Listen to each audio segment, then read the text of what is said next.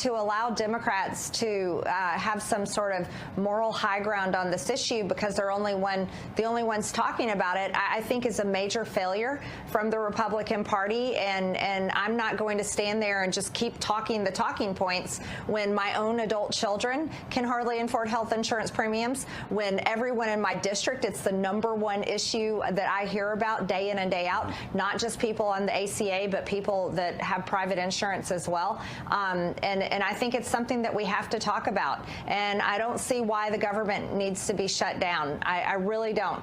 I believe that if Republicans learn to govern and wield power, they can use the nuclear option in the Senate. They can open up the government. We can get back to work for the American people, and Republicans can solve this problem that is a very big problem that we can't ignore. Well, this is Marjorie Taylor Greene stepping out yet again on another issue. Remember, she already stepped out of line when it came to handling her talking points in regards to the Epstein situation because they didn't want her to say anything about that. And yet she's one of the Republicans that's actually on board saying that they should release the Epstein files. And now here she is once more speaking in regards to this government shutdown because it doesn't just affect her, it affects her kids, and it also affects her constituents, of whom she, rightfully so, is beholden to. Now, she has Hakeem Jeffries even agreeing with her when it came down to the ACA. They want an extension, and what they're saying is that the Republicans are basically playing politics. It's all lies, that technically no funding actually goes to illegal immigrants because it's against the law. And to be honest, I never ever thought I'd see the day where Marjorie Taylor Greene, Chuck Schumer, and Jeffries would align on any problem. But here we got two. Thank you, Leader Jeffries. What do you make, though, of the president's comments today? What does that signal to you? I think it signals the fact that Democrats have been talking about health care, and health care for the last several weeks. Republicans initially claimed that Democrats were not serious. We are very serious about the issue of improving the quality of life of the American people, about canceling the cuts, lowering the costs, and saving health care. Very serious about it. And we've made that clear from the beginning. And now it appears that President Trump, the administration, even House Republicans, including Marjorie Taylor Greene, acknowledge that this isn't a fake issue, that we actually need to deal with the health care of the American people, the skyrocketing health insurance costs. I mean, don't get it twisted. She's still very much MAGA. So she was on Steve Bannon's show, and she had something to say about executive orders. Now, one day she's appearing on the Young Turks. The next day she's talking about executive orders and that you can't just do everything through executive orders because you actually have to go through Congress. In order for you to get things to pass, Congress has to be involved. You can't just disqualify Congress and say, well, I'm going to do everything via pen or via Stephen Miller, and he's another issue. Honestly, in order to make Stephen Miller happy, I think they should play a game of White House football and just pick him first. Trust me, his eyes will light up. Right. Not understand this, ma'am. This revolution will only be permanent after we codify it through the House of Representatives, ma'am. Well, listen, Steve, I'll go a step further. It's almost like there's an effort to undermine the American people and to stop Trump's policies from being permanent. And that's what has me absolutely enraged. Here's the problem. This whole let's let Russ vote at OMB, and I love Russ, and I agree with him on many things, but let's let him take over Congress and do everything. I mean, it's literally like he's doing Congress's job, is going to make Trump not only temporary, it's going to make him a speed bump in history. Her kids, their premium stands to go up.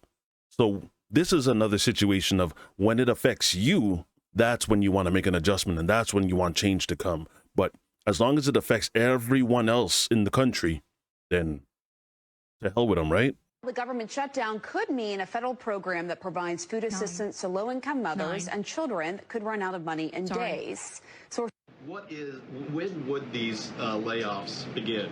2 days, imminent, very soon. You will expect more announcements right now. Is it just unclear, or are you waiting? No, it's not unclear. All of those things are very synonymous with one another. These rifts are unfortunately going to happen very soon. All right. So obviously that's the press secretary talking about the layoffs. Where do you stand on these layoffs? Because we know that Congress is still being paid. Other employees, federal employees, are not so lucky.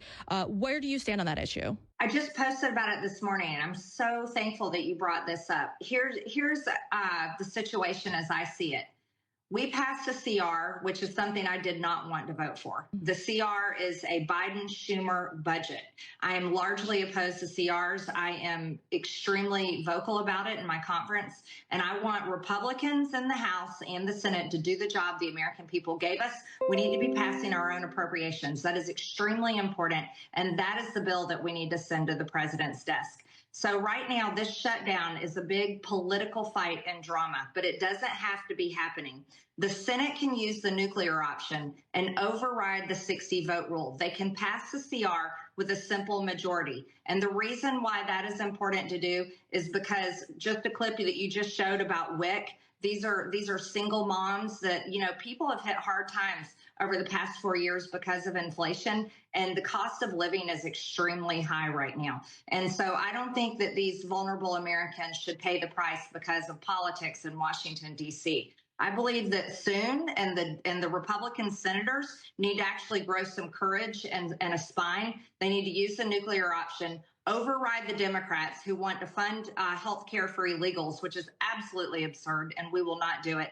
And they need to reopen the government. And then Congress needs to get back to its constitutional duty, and that is to pass our Republican appropriation bills, which, again, when they go to the Senate, soon can use the nuclear option, override the 60-vote rule, and pass with a Republican majority of senators. And the reason why it's so important to do this, Brianna, is because we aren't at a point of bipartisanship anymore in this country.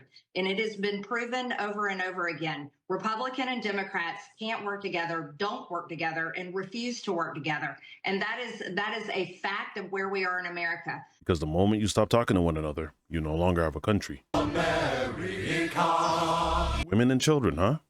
Won't somebody please think about the children? Says the person that voted for the One Big Beautiful Bill and the person who also voted to make changes to the SNAP program that did not benefit illegal immigrants, but actually benefited citizens and permanent residents and those that were qualified, but was not formally available for illegal immigrants. As well as the talking point that the other side is really just trying to enforce healthcare for illegal immigrants.